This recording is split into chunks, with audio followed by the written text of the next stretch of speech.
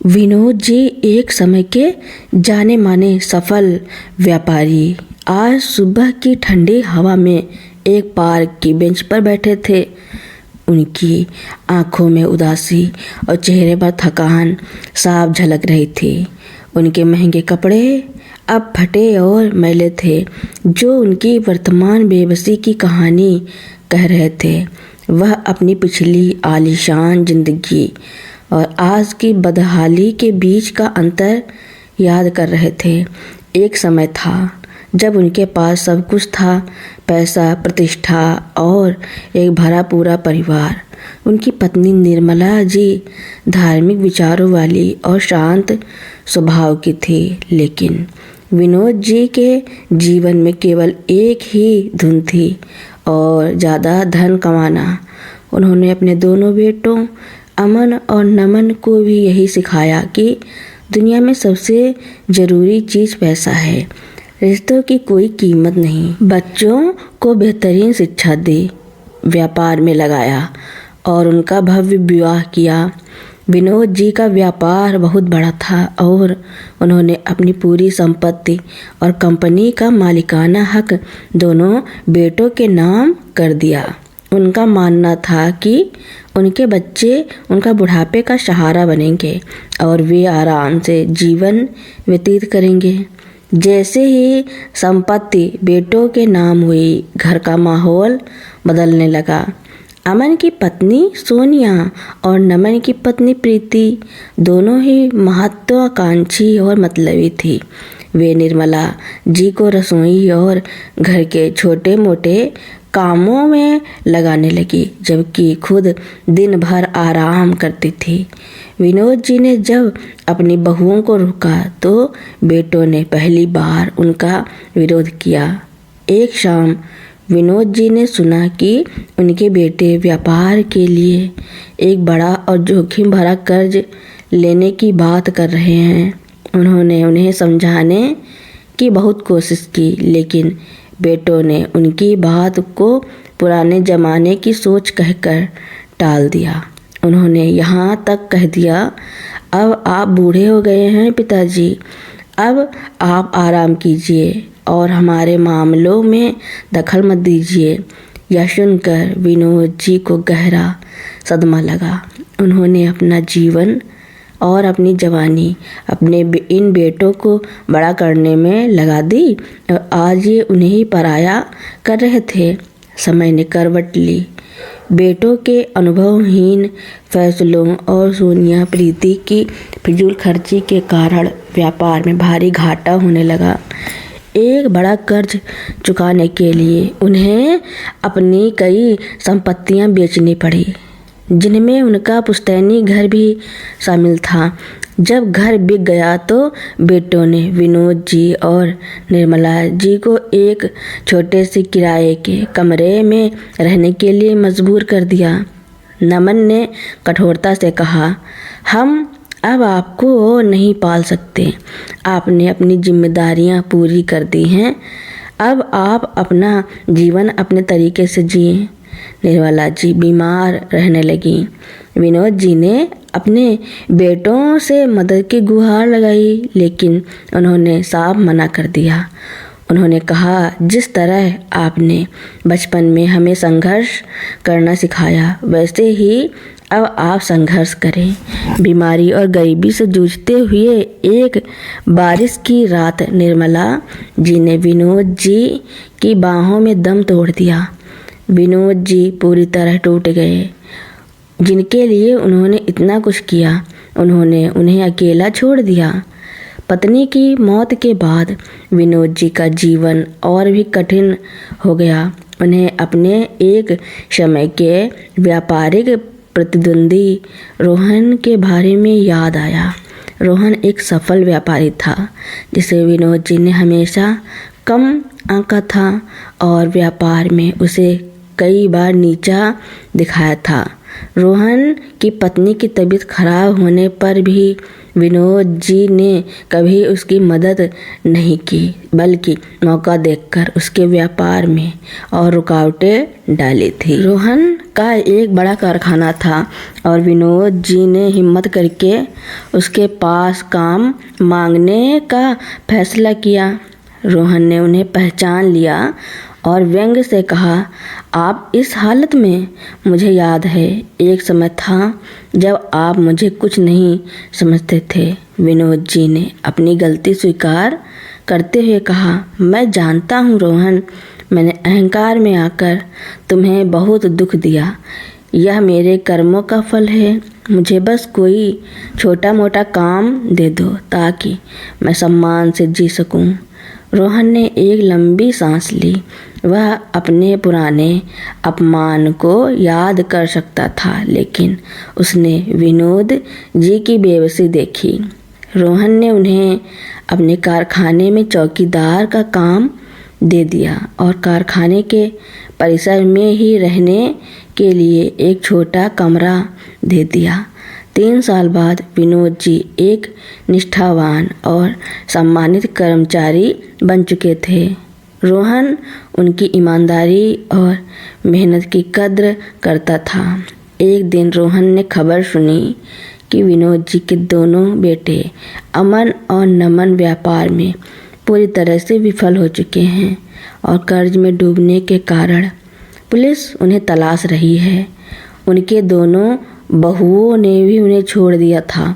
दोनों भाई दर दर भटक रहे थे और सड़कों पर मामूली काम करके गुजारा कर रहे थे। एक शाम रोहन और विनोद जी कारखाने से लौट रहे थे, तभी उन्होंने सड़क पर कूड़े के ढेर के पास 2 फटे हाल लोगों को देखा। वे दोनों अमन और नमन थे। दोनों भाई अपमान और भूख से झुके हुए थे और उन्हें पहचान नहीं पा रहे थे कि सामने कौन है। विनोद जी उन्हें देखकर रो पड़े, लेकिन रोहन ने उन्हें रोका। उसने कहा, विनोद जी, ये कुदरत का न्याय है। आपने जो बोया वो काट रहे हैं। आज आप सम्मान की रोटी खा रहे हैं और ये अपने कर्मों के कारण भटक रहे हैं। इन्हें कर्मों का फल मिलने दीजिए।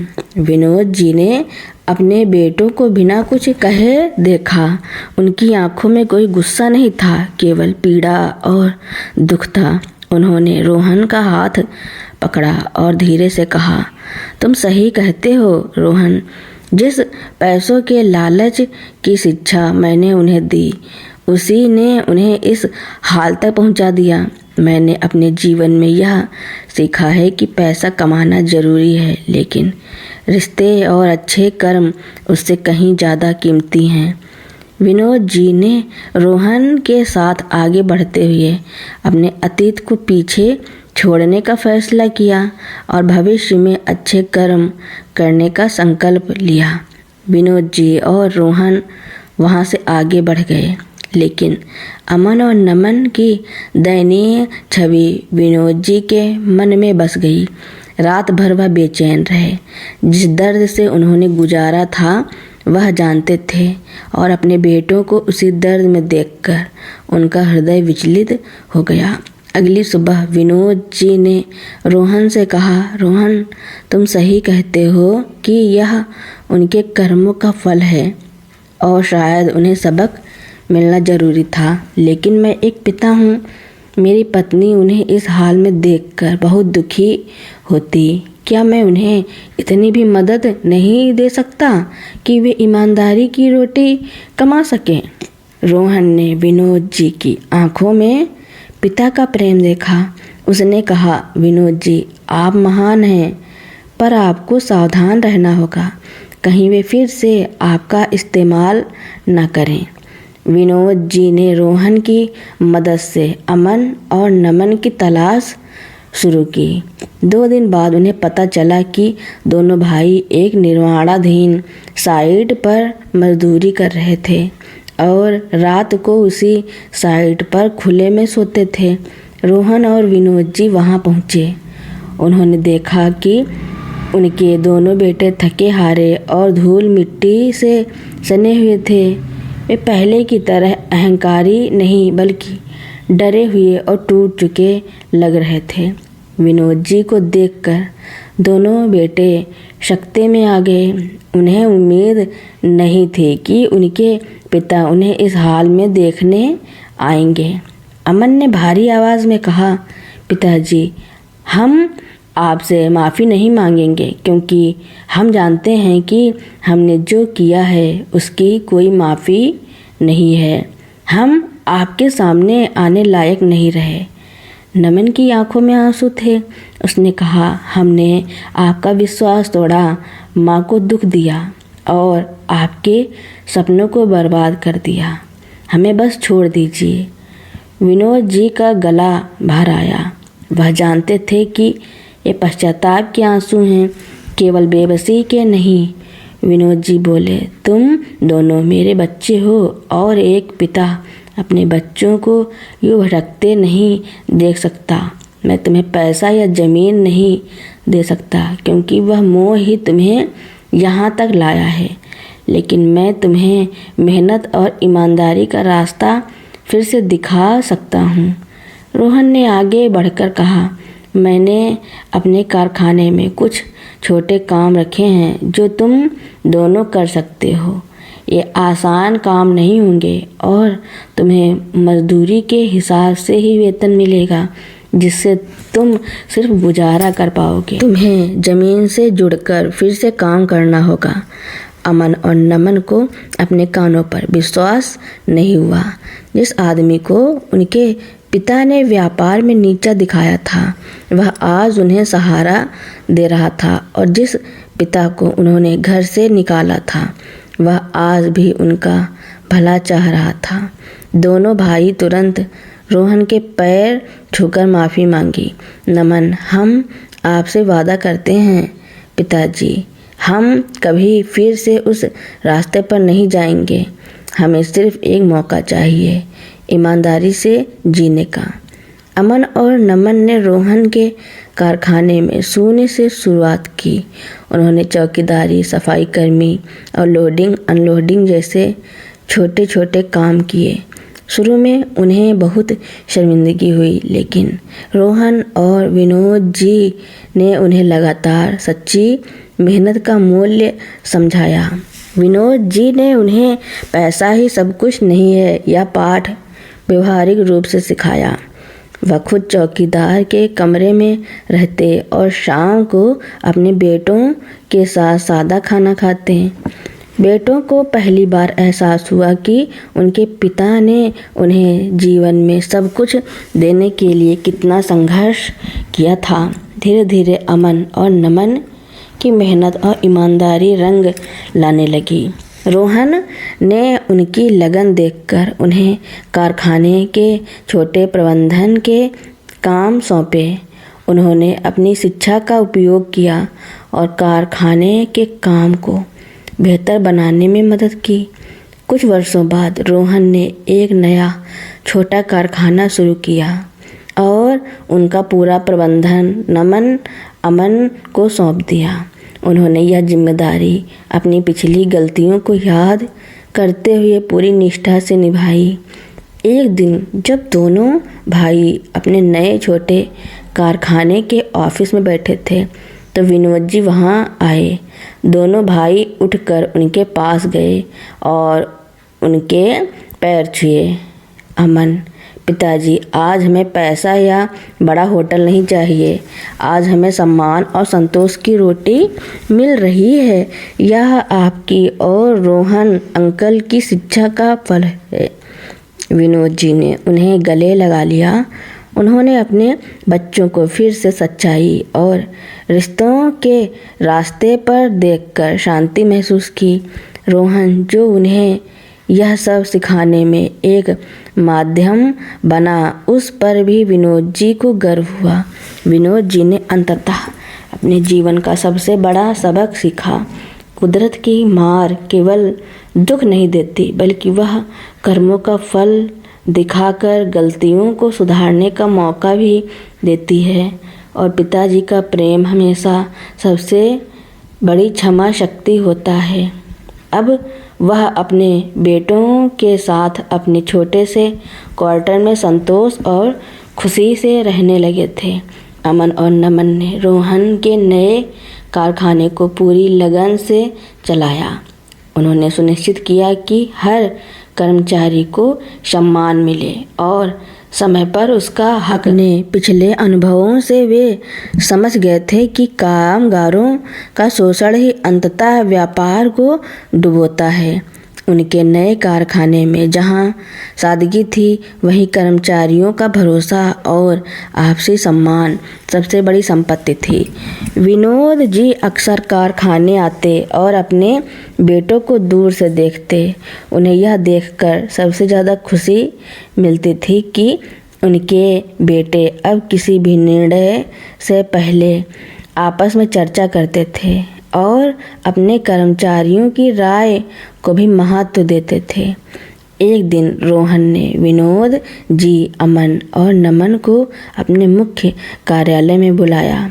रोहन बोला, विनोद जी, अमन, नमन, आज मैं एक महत्वपूर्ण घोषणा करना चाहता हूँ।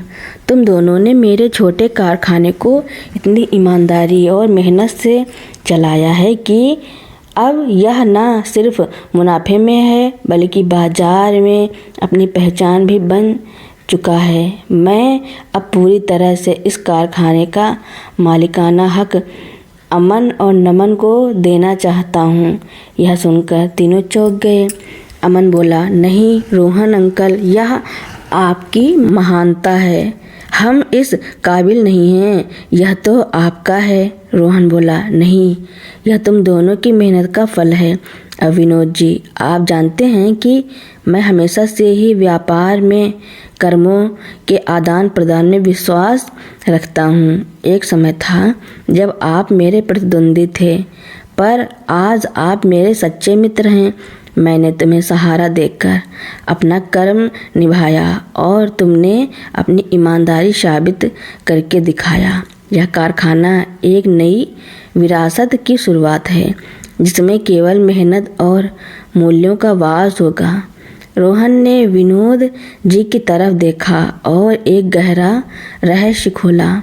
रोहन, और सुनो विनोद जी, जब आपके बड़े होटल का कर्ज चढ़ा था तो आपके बेटों को यह मालूम नहीं था कि मैंने वह कर्ज चुकाया था ताकि वह होटल किसी बाहरी के हाथ ना लगे। मैं जानता था कि वह आपका सपना है। जब आपके बेटों ने आपको घर से निकाला था तो मैंने ही कानूनी कागज तैयार करवाए थे, लेकिन मैंने इसे छुपा कर रखा ताकि कुदरत उन्हें सबक सिखाए। मैंने उन्हें आपके पास तभी भेजा जब वे पूरी तरह बदल गए थे। विनोद जी अपने पुराने प्रतिद्वंदी की इस महानता और दूरदर्शिता को सुनकर स्तब्ध रह गए। उनकी आंखों से आंसू बह निकले। यह आंसू के नहीं बल्कि गहरे कृतज्ञता के आंसू थे। रोहन ने वह बड़ा होटल अमन और नमन को लौटा दिया, लेकिन इस शर्त पर कि वे इसे मूल्यों और कर्मचारियों के प्रति सम्मान के साथ चलाएंगे। बेटों ने अब अपने पिता को वापस सम्मानजनक जीवन देने का फैसला किया। उन्होंने होटल के एक हिस्से में एक विनोद जी और निर्मला जी स्मृति कक्ष बनवाया, जहां वे गरीबों और ज़रूरतमंदों को रोजगार और भोजन देते थे। अमन और नमन ने अपनी पत्नियों सोनिया और प्रीति को तलाक दे दिया था क्योंकि वे पैसों और भोग विलास की जिंदगी में ही संतुष्ट थी और कभी अपने सास ससुर के प्रति आदर नहीं दिखा पाई थी। विनोद जी अब अपने बेटों के साथ होटल के पास बने एक छोटे मगर साफ सुथरे घर में रहते थे। अब वह पैसों की गिनती नहीं करते थे बल्कि रिश्तों की मजबूती और कर्मों के संतोष में अपना सुख पाते थे। एक शाम विनोद जी ने अपने बेटों से कहा, तुम दोनों ने मुझे विरासत का असली मतलब सिखाया है। मेरी पहली विरासत केवल पैसा और ईंट पत्थर थी जो तुम दोनों ने अहंकार में खो दी, लेकिन मेरी दूसरी विरासत जो रोहन के माध्यम से मिली वह ईमानदारी, परिश्रम और मूल्यों की थी। यही वह विरासत है जिसे तुम्हें अपने जीवन में हमेशा याद रखना है। अमन और नमन ने सिर झुकाकर अपने पिता की बात स्वीकार की। विनोद जी अब अपने बेटों के साथ रहते थे और उनका जीवन सरल लेकिन गरिमापूर्ण था। बड़े होटल को वापस पाकर भी अमन और नमन ने अपनी जीवन शैली सादा रखी।